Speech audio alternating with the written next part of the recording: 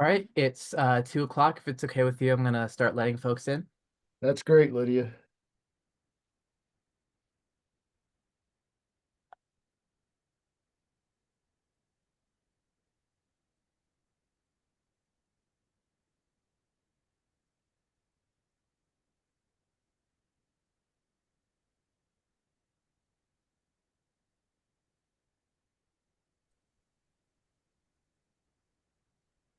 Hi, everyone. Thank you so much for joining us for today's webinar.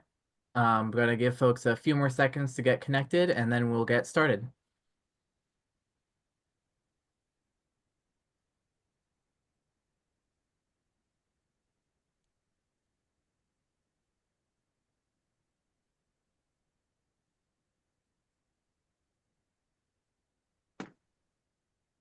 All right, we've got a lot to cover today, and we want to make the most of our time, so let's get started. Thank you all so much for joining us for today's webinar, AI in Healthcare, Ensuring Compliance and Upholding Standards of Care.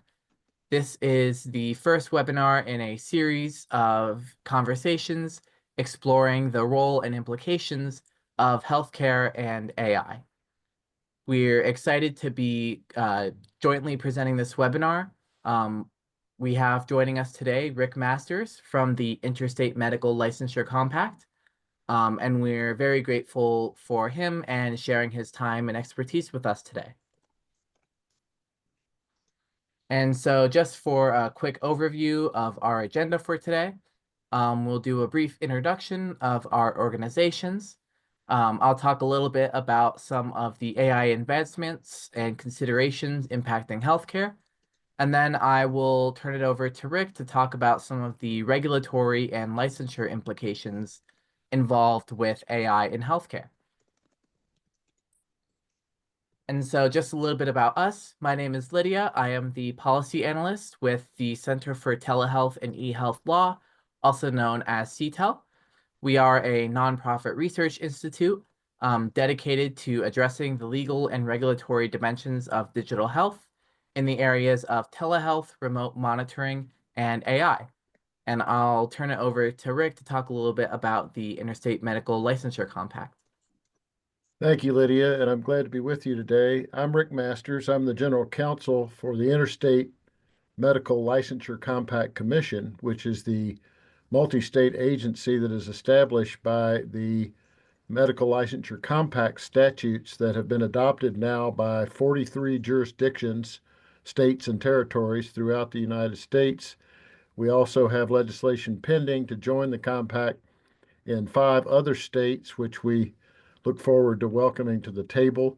And we're progressing toward what we believe and think very soon will be a 50-state compact. Our primary role is to facilitate expedited medical licensure among physicians throughout the U.S. And in all member states. We preside over a statutorily created commission that is dedicated to making sure that we are consistent with our mission of providing a pathway to licensure, which is expedited. We're very much like the pre-check lane in your air travel. We get you to the same place that you would get to if you go through the conventional security procedures. But if you use pre-check, you get there faster. And so we are focusing on that aspect of the regulatory uh, community, and we work closely with the medical licensure boards of each state to facilitate that process. We also are in the business of making sure that the procedures through which expedited licensure occurs still results in application of each state's uh, practice of medicine as each state defines it. So we're dedicated to the proposition that each state under the compact continues to license physicians in the way that they see fit with regard to the scope of practice, and that each physician who is licensed under the compact has committed themselves through the compact to comply with each state's standard of care and scope of practice. And so we are here today to discuss the importance of AI, as Lydia said, as is true in many professions. And it's been my privilege to have the opportunity to uh, work with physicians throughout our country to aid in this process. Thank you, and we are very grateful for our ongoing collaboration with the Interstate Medical Licensure Compact. So just to give a little bit of background on why we are having so many conversations about AI today, AI is not a particularly new area of science and technology. It's been around for quite a number of decades now. However, in 2017, we saw an advancement that really accelerated the potential and capability of AI systems. And this was specifically the transformer model for deep learning that was introduced by Google in 2017. And the main implication for this is that it really increases the predictive capabilities of AI models. And if you're interested in learning more about this, there's actually a really neat website you can check out that allows you to kind of tinker around with this transformer model. And so there's a lot of really great potential for AI in the field of healthcare. And so this slide shows the results from a study that the American Medical Association recently put out. That was a survey of physicians on their enthusiasm for certain AI use cases. And by far, the biggest area was in the documentation and administrative tasks area. As I'm sure you all know, this is a pretty big area of concern for a lot of clinicians is administrative burden. It's a major factor contributing to burnout, and really takes away from clinicians' ability to take care of their patients and really focus on their patients' care. And so a lot of AI tools are already being developed and implemented that are specifically aimed at reducing a lot of these aspects of administrative burden and allowing physicians to more better focus on the care that they're providing to their patients. And also another important piece to consider, especially when we constantly are thinking about the ethics of any new technology that we're using, is that these AI models are not solely trained on their own. They rely on a lot of human feedback to, quote, train these models. And oftentimes this comes from a vast network of workers that review model outputs and validate them. And there's currently a lot of concerns about the labor conditions that these workers who are reviewing and validating AI model outputs, and how that may contribute to kind of the broader ethical implications of these AI models that we're using. And so in general, it's very possible that an AI tool that might be saving labor on one end may involve the exploitation of labor on another end. And this is something that we always need to keep in mind as we continue not only developing AI, but thinking about what makes AI safe and trustworthy. And so those were some of the kind of background areas that we need to keep in mind as we consider the implications of AI in healthcare. And to think more about the regulatory and policy considerations, I'm going to now turn it over to Rick to discuss these further. Thank you, Lydia. I think it's important in our discussions to focus on the fact that is emphasized by many of those in the regulatory community and elsewhere who have framed this in a way that I think is helpful. The Federation of State Medical Boards, in their policy brief that you can find on their website, makes it clear that we should always approach AI from the perspective of the responsibility of state medical boards to regulate physicians, not the tools which they use, including AI. And so that's an important concept to keep in mind here, as you see on this slide. This is a enhancement of the capabilities that clinicians should have, but it preserves the clinical judgment and discretion of doctors and other clinicians who need to be reasonably knowledgeable about these tools and to be able to educate patients and even obtain their informed consent, as we'll see in a later slide, before using it. It's also incumbent upon clinicians, including physicians, to critically evaluate all AI outputs to be able to provide a rationale for why they followed the course of action suggested by AI. You can't blame it on the AI tool since your discretion is involved. And again, the regulated individual is the clinician or the doctor, not the AI tool. Next slide, please.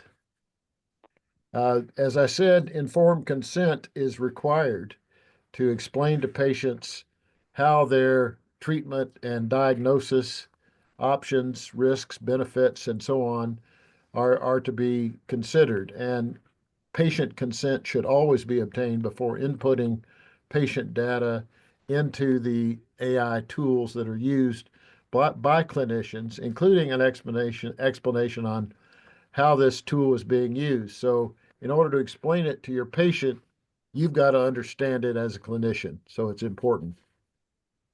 Next slide, please. Again, as emphasized by the Federation of State Medical Board, it's the physician that is being regulated. And so the medical standard of care is what is applied to evaluate the use of AI and other things that are done by physicians who have a duty to provide the highest quality of care with respect to the use of tools, including AI. This is this.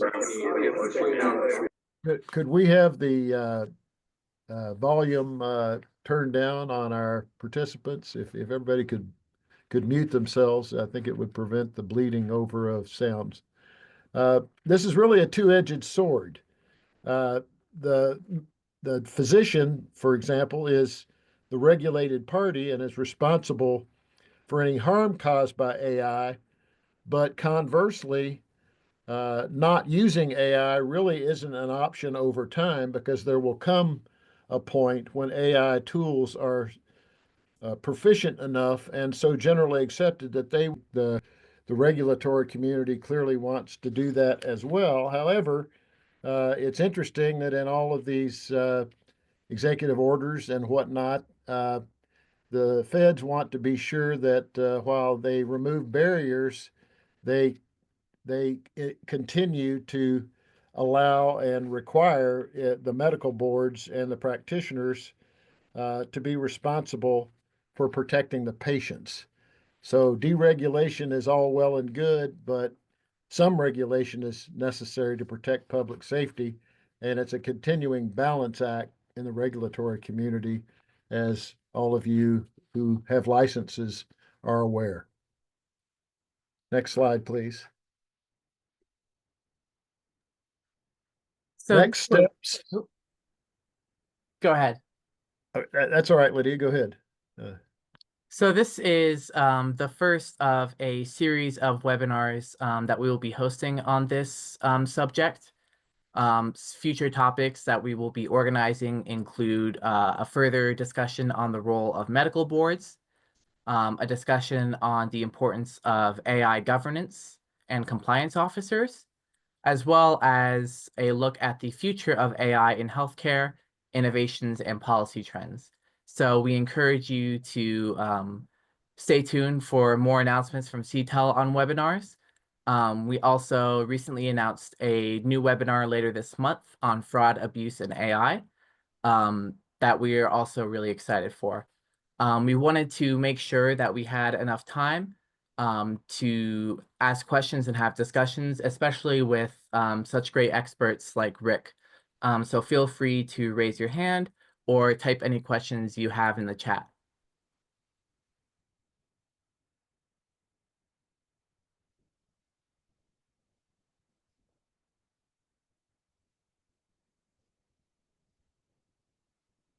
Lydia, Joe McMenamin. Can you hear me? Yep, we Hello? can hear you. Oh, okay, great. Thanks. Well, thank you both. This was very helpful. And I wonder if I could ask a clarification question.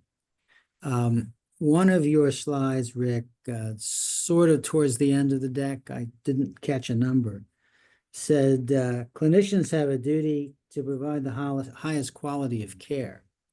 And then right next to it on the same slide, the standard was defined, and I wasn't able to scribble it all down, but the gist of it was that of a reasonably competent and skilled healthcare professional with a similar background, which latter standard is the one to which I am more accustomed and is the one that is used in tort cases in at Right. least experience. So would it be fair to say that the highest quality of care is more aspirational as distinct from the legally binding, reasonably competent language? Uh, yes, as a lawyer, I would be misstating it if I were to use any other standard because that is, in fact, the way standard of care is determined by the courts. It's the type of care, as you say, referring to that slide, that a reasonably competent and skilled professional with similar background and, importantly, in the same medical community would have provided under the circumstances. Because that covers the scope of practice. It may differ from state to state and from community to community. So we use the community standard and the prevailing standard within that state for the practice of medicine. Thank you.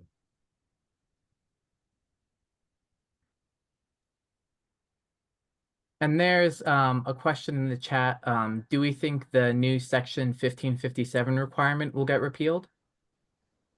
I'm gonna defer to you, Lydia, on the developments in DC and the regulatory issues. Yeah, I think what might be at risk of being repealed would be any rulemaking regarding Section 1557. And just to provide some background for some folks who may not be familiar, Section 1557 is a civil rights provision of the Affordable Care Act, which prohibits discrimination on the grounds of race, color, national origin, sex, age, or disability in health programs and activities. And so because this is more of a statutory requirement, the barrier for any sort of repeal effort would need to be much higher than at the administrative level. However, any rulemaking that has been issued under Section 1557 may be up for review by the new administration. We haven't seen any indication that this is something the administration wants to target, but any rulemaking may be at play here.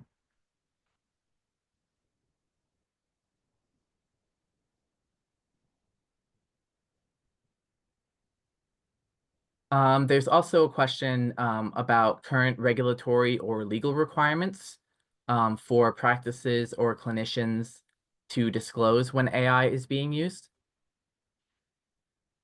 Some of those are still in progress, and I know the Federation of State Medical Boards website has a number of resources available indicating what is being done and what is likely to happen with regard to regulatory requirements. I know all of the medical boards are looking at AI in terms of what requirements will facilitate the use of the AI tool and also how patient safety can be protected. Primarily, I think existing regulation certainly includes the idea of informed consent being obtained from the patient before their records are entered into an AI process, but also other safeguards are in progress. And Lydia, you may have some useful facts to convey as well. Yeah, so earlier this year, CTeL published a series of 50 state policy research reports, and one of them was on the issue of informed consent. And so what we found was that there were a lot of laws and policies across the country that had pretty clear requirements for obtaining informed consent for telehealth, and what constitutes informed consent and what does not. But interestingly, we also looked at informed consent as it regards to remote monitoring and the use of AI. And there was a lot less policies that were implemented at the state level regarding remote monitoring and AI.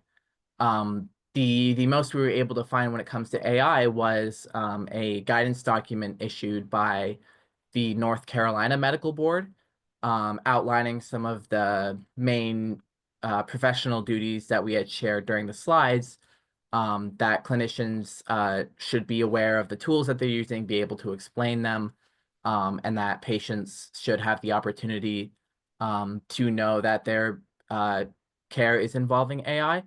But that definitely is an area for further rulemaking.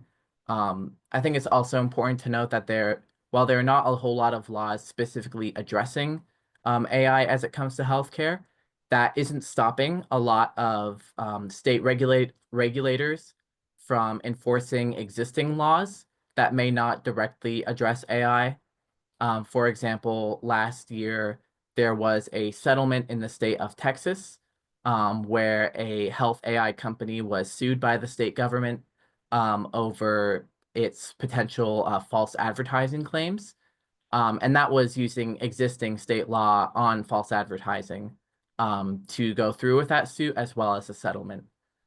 So don't think just because there's areas that there aren't a lot of clear state laws specifically as it applies to AI, doesn't mean that there are no laws, and that these kind of general aspirational statements from organizations like the Federation of State Medical Boards kind of help guide physicians and other clinicians on some of the best practices that may be involved here.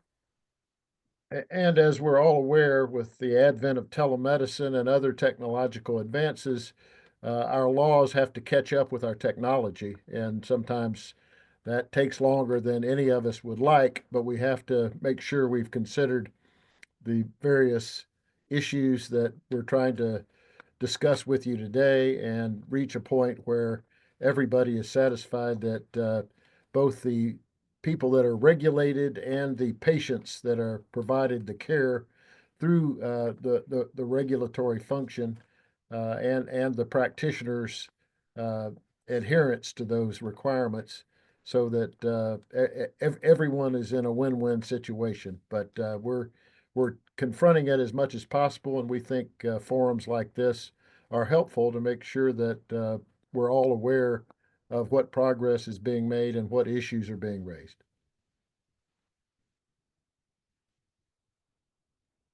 And I'll get you a link to the paper on informed consent, but we also have a question from Mark asking, at what point of adoption does the requirement for patient-informed consent go away? Yeah, the basis of the question is there's lots of technologies that get used in patient care today, every day, that patient's totally not aware of. And it's just part of delivering care. And I get it that, AI is on the cutting edge, and therefore there's need to educate patients and such. But even as I reflect on things like telehealth, for example, that have now been around for 3 decades and is firmly held as part of standard of care, why are we still having to do informed consent around technologies that are kind of basic and well understood? Well, I'm not going to take responsibility and don't have the bandwidth to give you all of the requirements that may or may not be applicable with regard to informed consent in each state. But as all of you are aware, I think the medical board is the source of authority in the states where you practice. So consulting the websites and the other resources that are furnished by the state medical boards is probably the best way to keep abreast of what you actually have to do with regard to documentation of patient consent.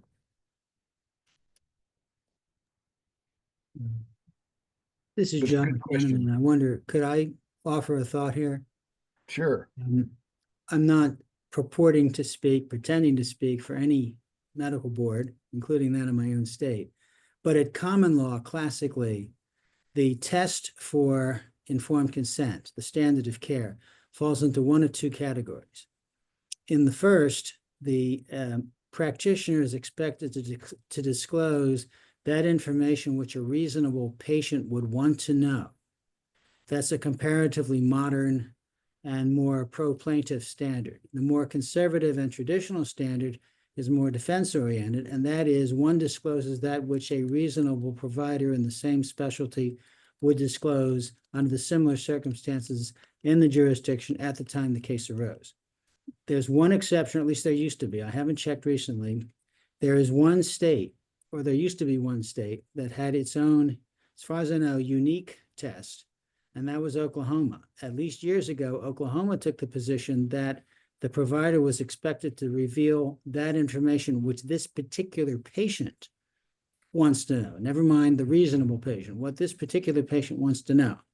And so the test is highly subjective there. I don't know whether Oklahoma has clung to that, but I find that categorization scheme useful as a way of organizing my thoughts when I try to understand informed consent issues in healthcare.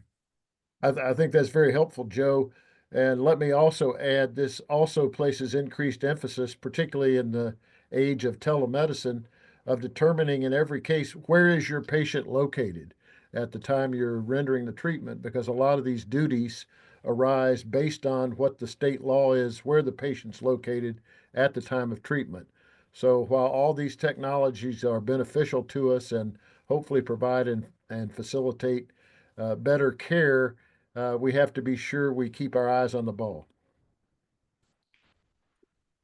But it becomes a relevant question, I think, at least depending on the state, it becomes a relevant question to ask, do my colleagues reveal the risks of some technology that is not risk-free, but has been around for a long time? And that might be of some help in trying to ascertain the point in time at which it's no longer necessary to reveal the risks of, I don't know, chest x-rays.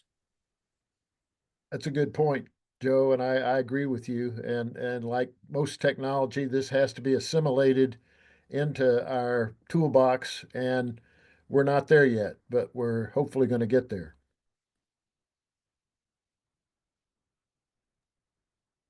We have another question about generative AI, and that's, is there much education out there for clinicians to build their understanding of what data should or should not be used in generative AI, or how to use it responsibly? There are opportunities for practitioners to use generative AI in a way that helps them be more efficient without inputting client data.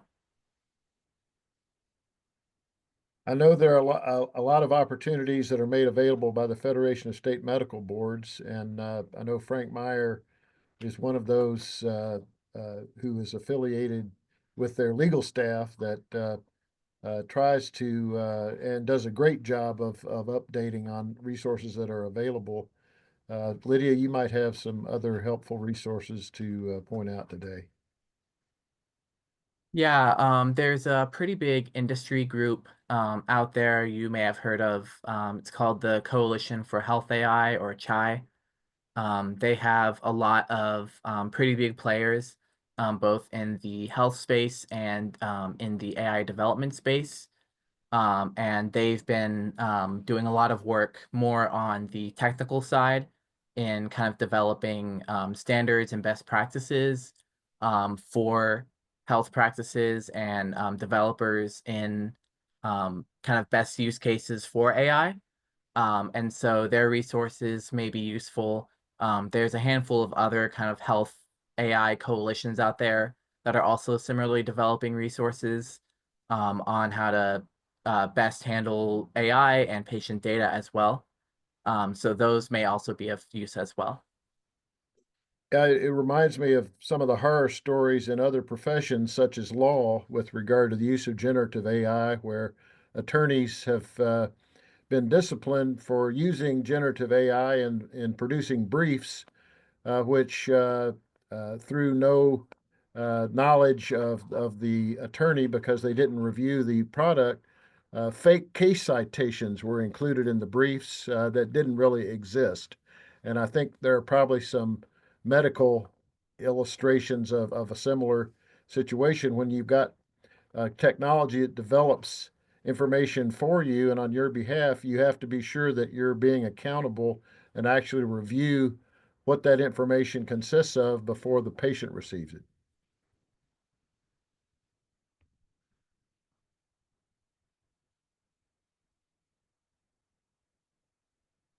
And Joe is also highlighting the Alliance for Artificial Intelligence in Healthcare, which also has some helpful white papers as well.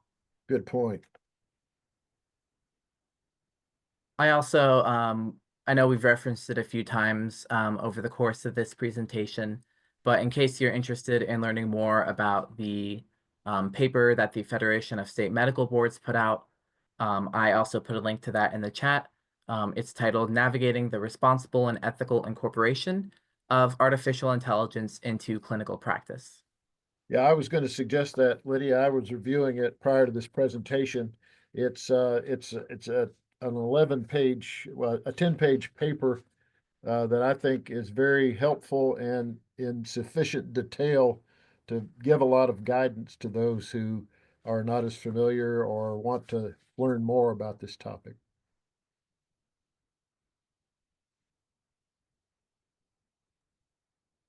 Any additional questions from the audience?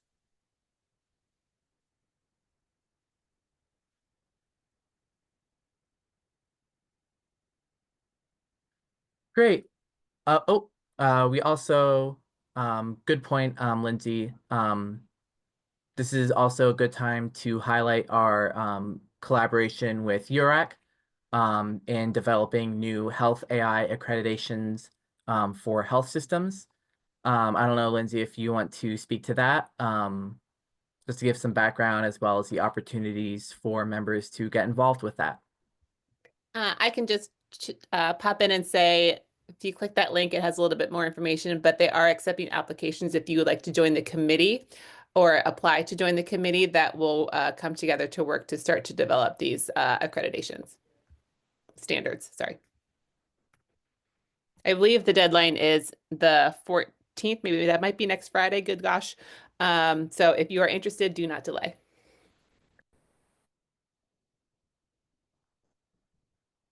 And if you have any questions, you're always more than welcome to reach out to us and we can get you connected to help you answer those questions.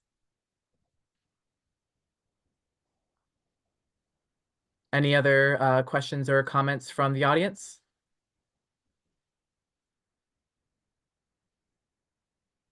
Great. Well, thank you all so much, not only for joining us today, but for your interest in a lot of these issues surrounding AI in healthcare. We hope to see you for future webinars. And again, thank you to Rick and the Interstate Medical Licensure Compact for your collaboration as well. I hope you all have a great rest of your day. Thank you. Goodbye. Thank you.